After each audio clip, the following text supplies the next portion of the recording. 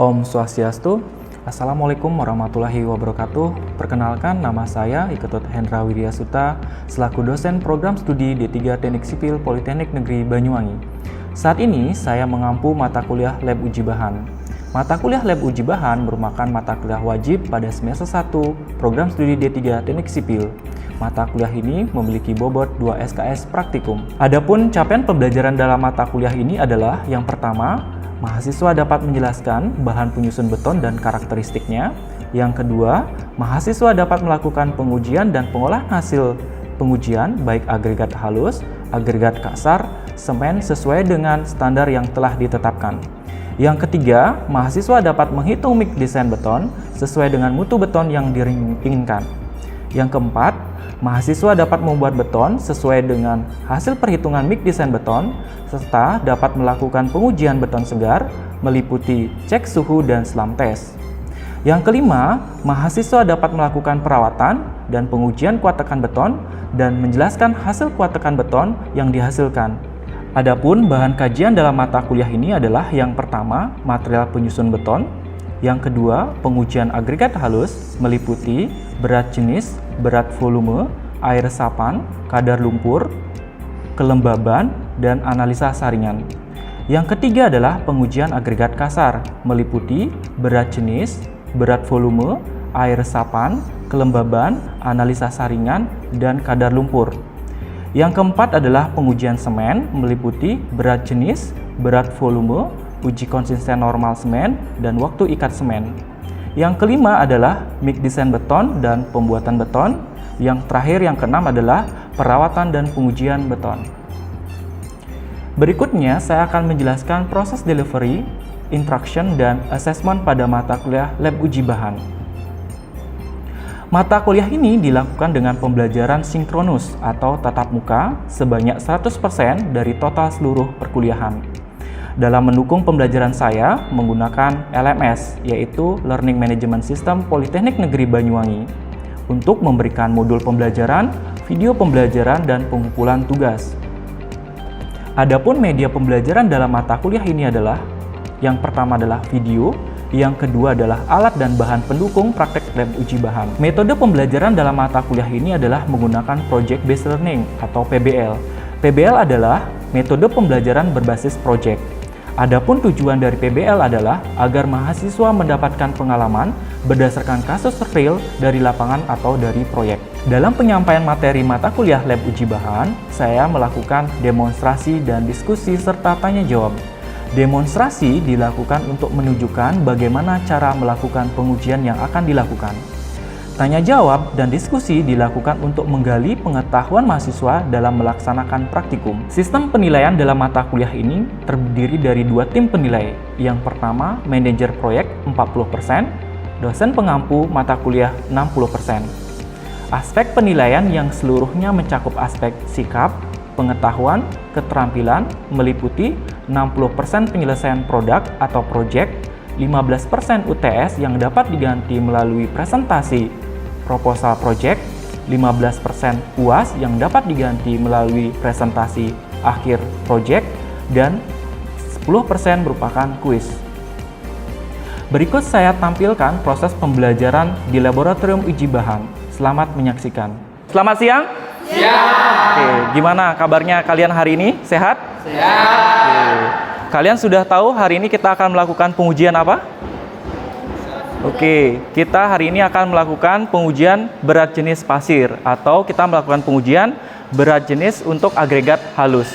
Nah, untuk pengujian berat jenis sendiri, ya, secara definisi adalah perbandingan relatif antara massa jenis pasir terhadap massa jenis air. Jadi kita ingin mencari bagaimana perbandingan dari beratnya pasir terhadap air pada volume yang sama. Itu disebut dengan berat jenis pasir. Oke, untuk berat jenis pasir sendiri, ini pengujiannya kenapa perlu dilakukan? Karena kita akan melakukan pengujian biasanya untuk material pasir itu jenisnya berbeda-beda. Ada jenis pasir besi, ada jenis pasir kuarsa, ada juga pasir jenis lestia. Jadi berbeda-beda, sehingga dari masing-masing jenis pasir itu memiliki berat jenis yang berbeda-beda. Begitu juga untuk peruntukannya, berat jenis itu juga semakin besar nilai berat jenisnya nanti juga akan menghasilkan mutu beton yang semakin bagus atau mutu beton yang tinggi. Oke, untuk pengujiannya sendiri kita akan melakukan standar sesuai dengan standar SNI yang ada. Bahwasanya untuk pengambilan sampel sendiri kita menggunakan SNI 03 6889 2002. Kemudian untuk penyiapan sampelnya sendiri kita akan melakukan pengujian dengan standar nasional Indonesia nomor 13 7617 2002. Sedangkan untuk pengujiannya sendiri kita menggunakan SNI 1970 2016. Nah, untuk pengujian hari ini saya didampingi oleh Pak Ubnu selaku PLP untuk pengujian lab uji bahan. Nanti Pak Ubnu akan membantu saya dalam pengujian berat jenis pasir. Pertama, saya akan memperkenalkan dulu alat dan bahan yang akan kita gunakan. Yang kedua, nanti akan saya jelaskan bagaimana tata cara untuk pengujian berat jenis sendiri. Kemudian yang berikutnya saya akan mencontohkan bagaimana cara mengolah data sehingga menghasilkan nilai berat jenis pasir itu sendiri. Oke, sudah cukup jelas? Oke. Pertama, untuk alat dan bahan yang kita gunakan pertama adalah piknometer 1000 mili. Yang berikutnya adalah corong, nanti fungsinya untuk memasukkan agregat ke dalam piknometer. Kemudian yang ketiga adalah kerucut Abraham yang nantinya difungsikan untuk melakukan pengujian pasir dalam kondisi SSD. Kemudian ada pendumbuk juga. Kemudian yang berikutnya adalah ada timbangan analitis. Dan selanjutnya kita juga menggunakan hair dryer, nanti fungsinya untuk membuat pasir dalam kondisi SSD. Kemudian ada nampan. Kemudian untuk bahan yang akan kita gunakan, yang pertama adalah air secukupnya. Kemudian yang berikutnya adalah pasir. Pasir nanti kita buat dalam kondisi SSD. Oke, mungkin pertama-tama kita akan lakukan pentahapan dulu untuk pengujian berat jenis pasir.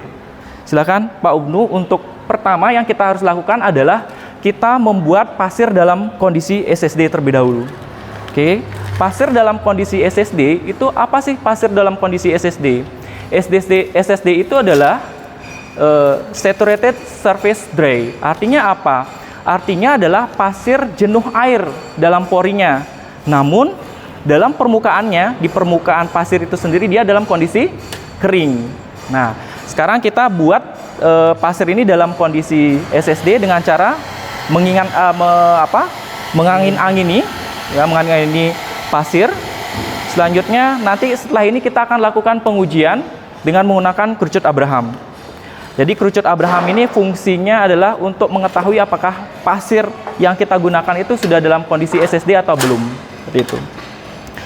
Namun sampelnya memang harus sebelum kita lakukan diangin-angini terlebih dahulu memang harus direndam selama 24 jam agar dia dalam kondisi betul-betul jenuh air dalam kondisi di dalam pasirnya.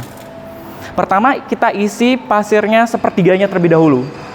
Sepertiga, kemudian kita tumbuk sebanyak 8 kali. Intinya kita menumbuknya itu totalnya adalah 25 kali. Kemudian kita isi kembali pasirnya 2/3 sampai 2/3-nya. Oke, kita tumbuk sebanyak 8 kali. Oke, berikutnya kita isi penuh kerucut Abrahamnya. Oke, kita tumbuk sebanyak 8 kali dan terakhir kita tumbuk 1 kali. Sehingga total tumbukannya adalah 25 kali.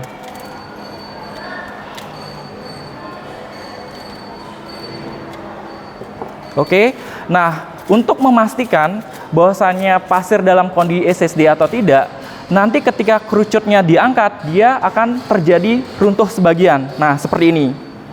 Namun, apabila ketika kerucut Abrahamnya itu diangkat, pasir masih berbentuk seperti kerucut Abraham, itu artinya pasir dalam kondisi yang basah. Namun, kalau pasir runtuh seluruhnya, berarti pasir dalam kondisi kering. Bisa dimengerti? Bisa ya? Oke. Kemudian selanjutnya kita akan melakukan penimbangan sebanyak 500 gram untuk masing-masing sampelnya. Kita akan membuat 3 sampel. Oke, kira-kira kenapa kita melakukan pengujian dengan jumlah 3 sampel? Kenapa tidak kita melakukan pengujian 1 sampel, 2 sampel? Kenapa harus minimal 3 sampel? Mungkin ada yang bisa membantu menjawab? Ya, silakan. Redit ya. Jadi kalau pengujian itu harus menggunakan 3 sampel. Kenapa harus menggunakan 3 sampel? Yang pertama itu adalah yang pertama, sampel pertama. Sampel pertama itu sifatnya mutlak atau absolut, Pak. Ya. Jadi kita tidak bisa berpacu pada sampel tersebut. Yang kedua, kita harus menggunakan 2 sampel. Dari 2 sampel itu sudah bisa mengambil rata-rata, namun kita masih bisa ragu gitu, Pak, buat mengambil ini sampel yang pertama atau sampel yang kedua. Dan sehingga kita bisa mengambil ya sampel yang ketiga. Ya. Dan dari sampel yang ketiga itu kita bisa mendapatkan sampel yang saling berdekatan. Rata-rata yang semisal untuk sampel pertama dan kedua itu hasil sampelnya 2 sama 3. Ya. Di sampel yang ketiga itu 7. Oke. Kita bisa mengambil sampel yang berdekatan. Berdekatan. Oke. Terima kasih untuk Raditya. Bisa berikan applause untuk Raditya. Oke. Terima kasih ya. Jadi memang kalau kita melakukan pengujian satu sampel, nanti hasil yang kita dapatkan itu akan sifatnya mutlak, ya. Padahal dalam pelaksanaan pengujian bisa jadi kan kita melaksanakan human error ataupun dari peralatan kita tuh error, sehingga tidak ada pembanding. Namun ketika kita melakukan pengujian hanya 2 sampel, ketika terjadi perbedaan, ya, misalkan perbedaannya itu signifikan, sampel yang mana kita akan percaya? Kita nggak akan bisa membandingkan. Namun ketika ada 3 sampel, setidaknya ada 2 sampel yang mendekati, itulah yang kita ambil untuk rata-rata. Alangkah baiknya memang kalau 3 sampel itu dihasilkan nilai yang sama, gitu ya. Oke, selanjutnya ketika pasir sudah kita timbang, beratnya adalah 500 gram.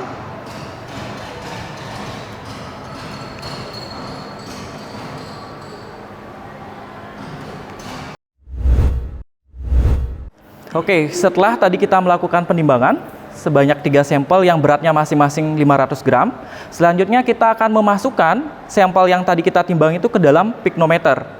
Jadi masing-masing dari sampel ini kita masukkan ke masing-masing piknometer, di mana di dalam piknometer ini sudah kita isi dengan tanda nomor. Artinya jangan sampai nanti tertukar antara sampel 1 dengan sampel 2. Jadi ketika dia nomor 3 ya digunakan sebagai sampel 3. Begitu juga sampel 2 digunakan sebagai sampel 2 dan piknometer nomor 1 juga digunakan sebagai sampel nomor 1. Selanjutnya kita akan memasukkan piknometer ke dalam pasir ke dalam piknometer. Oke.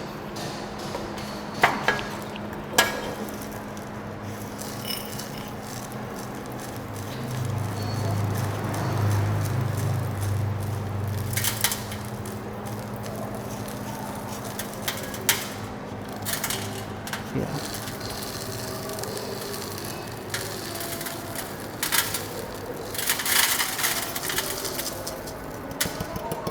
Oke.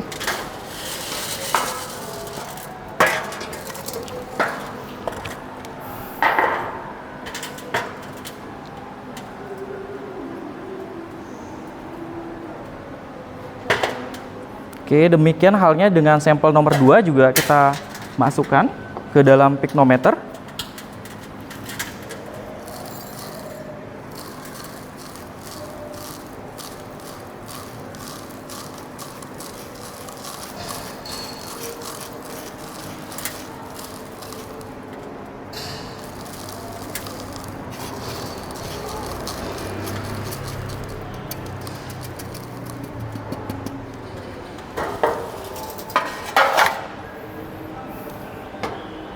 Jadi pastikan seluruh pasir itu masuk ke dalam piknometer ya. Jangan sampai ada yang tercecer. Berikutnya yang terakhir, kita masukkan juga sampelnya ke dalam piknometer.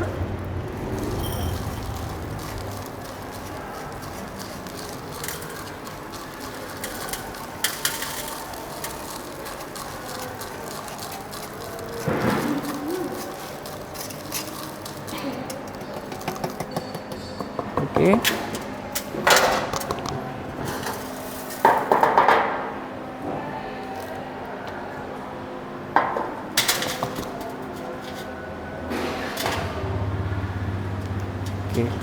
Nah, setelah pasir seluruhnya dimasukkan ke dalam piknometer, langkah berikutnya adalah kita memasukkan air ke dalam masing-masing piknometer tadi.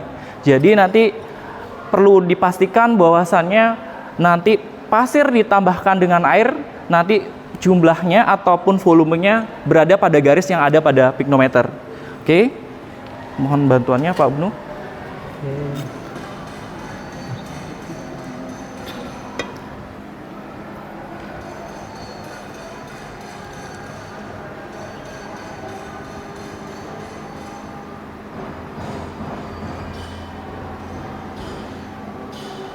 posisi segini dulu biar dikocok-kocok dulu.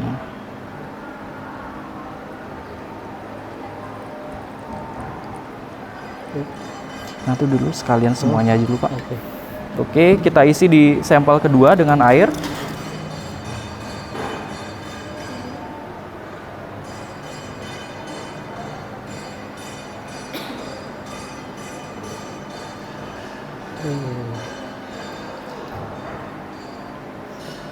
Oke, selanjutnya yang sampel ketiga juga kita isi dengan air.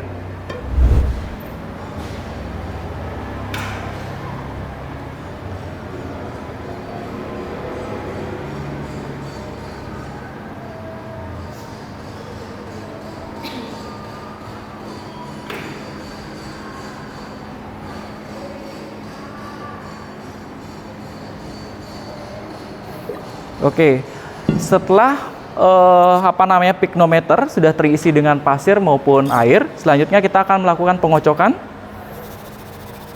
Mungkin sejauh ini ada yang perlu ditanyakan? Ya, bertanya, Pak. Ya, silakan. Kenapa setelah pencampuran air tadi perlu dikocok air? Oke, terima kasih Gauhar. Kenapa ketika piknometer diisi dengan pasir dan juga air kita perlu dilakukan pengocokan? Hal ini tujuannya agar supaya kandungan yang ada di dalam piknometer yang tadinya terjebak oleh ketika kita mengisi pasir dan air itu bisa keluar. Sehingga memang di dalam piknometer ini murni bahwasanya hanya pasir dan juga air. Jadi tidak ada kandungan udaranya. Mungkin demikian Gauhar. Ada yang perlu didiskusikan lagi? Dah, cukup. Oke, selanjutnya ketika sudah dirasa bahwasanya setiap sampel ini atau setiap piknometer ini sudah tidak ada kandungan air lagi, kita isi penuh piknometer sampai dengan batas yang ada pada piknometer. Oke, kita isi sampai sampai garis yang ada pada piknometer.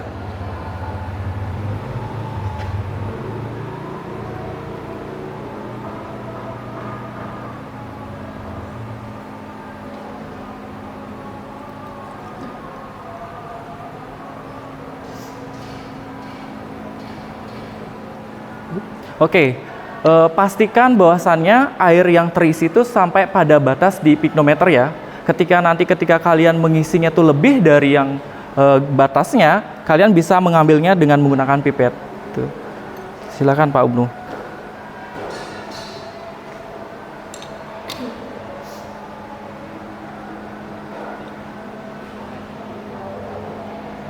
Oke, kita lanjut ya. Selanjutnya kita akan melakukan penimbangan ya, penimbangan dari masing-masing piknometer ini.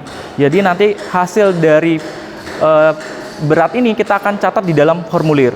Untuk sampel pertama kita akan melakukan penimbangan. Beratnya adalah 1514,5 yang nomor 2. Ini untuk sampel 1. 14,5. Oke, kemudian untuk sampel yang kedua, ini beratnya adalah 1618. Oke, untuk sampel ketiga, ini beratnya adalah 1527. Tadi di W1 masing-masing beratnya berapa tadi? 500 ya, 500 gram.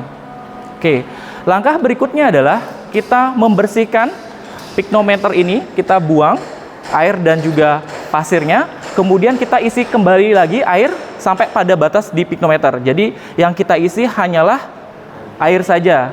Oke, setelah kita membersihkan piknometer dari pasir dan juga air, selanjutnya kita akan mengisi piknometer dengan air sampai dia volume yang pada garis di piknometer.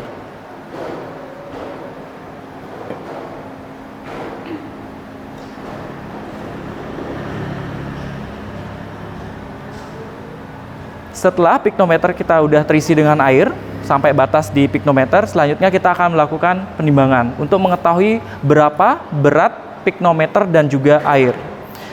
Piknometer pertama kita timbang. Ini beratnya adalah 1237 untuk piknometer yang pertama, 1237. Untuk piknometer yang kedua juga kita lakukan hal yang sama, yaitu menimbang. beratnya adalah 1333,5. Oke. Selanjutnya kita akan menimbang sampel yang ketiga. Ini beratnya adalah 1241. Oke. Semua langkah sebetulnya sudah kita lalui ya. Artinya sudah kita lakukan penimbangan. Selanjutnya kita akan melakukan perhitungan untuk mengetahui berat jenis dari pasir yang kita akan uji. Oke. Dari tabel kita perlu melihat bahwasannya untuk berat jenis pasir ini rumusnya adalah perbandingan antara berat pasir yaitu W1 terhadap ya penjumlahan dari berat pasir W1 ditambahkan dengan berat piknometer plus air sebagai W3, kemudian dikurangi terhadap berat piknometer plus air dan juga pasir. Kemudian kalau kita hitung untuk sampel yang pertama, ada yang sudah mendapatkan hasilnya? Oke, langkah selanjutnya kita akan melakukan pengolahan data. Dari hasil tadi sudah melakukan penimbangan dari masing-masing sampel ya. Oke, yang pertama kita akan melakukan perhitungan terhadap berat jenis sampel yang pertama. Berat jenis untuk sampel 1, tadi rumusnya adalah W1, nilainya adalah 500, dibagi dengan W1 juga 500 ditambah dengan 1237 dikurangi 1514,5. Kemudian 500 dibagi dengan 500 ditambah dengan 1237 dikurangi dengan 1514,5, hasilnya berapa? Berapa hasilnya? 222. Oke, kemudian 500 dibagi dengan 222,5 hasilnya? 2,24. Oke, hasilnya adalah 2,24. Selanjutnya kita akan mengisi tabel pada sampel 1 2,24. Kemudian kalian lakukan hal yang sama pada sampel yang kedua dan ketiga. Untuk sampel 2 mungkin sudah ada yang menghitung berapa nilainya? 2, kemudian untuk sampel 3 hasilnya berapa? Oke, 2, oke, dari hasil 3 sampel ini sebetulnya sudah mendekati ya ketiganya. Namun ini ada deviasi di sampel 1 terhadap sampel 2 dan 3. Jadi untuk pengolahan data kita ambil 2 sampel saja, yaitu sampel kedua dan sampel ketiga. Oke, untuk berat jenis rata-rata berarti kita ambil 2, sehingga sampel yang pertama menghasilkan nilai 2,32, sampel yang ketiga menghasilkan 2,33 dibagi dengan 2, sehingga rata-rata yang dihasilkan adalah 2,325. Nah, oke, berdasarkan hasil pengujian yang sudah kita lakukan bahwasannya sampel atau agregat halus yang kita uji terhadap berat jenisnya nilainya adalah 2,325 ya. Untuk berat jenis nilai 2,325 itu termasuk dalam berat jenis yang normal. Jadi ketika kita membuat beton mutu normal, pasir ini bisa kita gunakan sebagai bahan material penyusun beton. Mungkin demikian.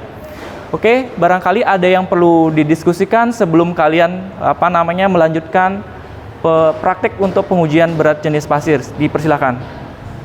Sudah cukup? Sudah cukup ya. Saya sampaikan terima kasih atas perhatian semuanya. Untuk selanjutnya kalian bisa melanjutkan untuk melakukan pengujian berat jenis pasir. Terima kasih. Selamat siang.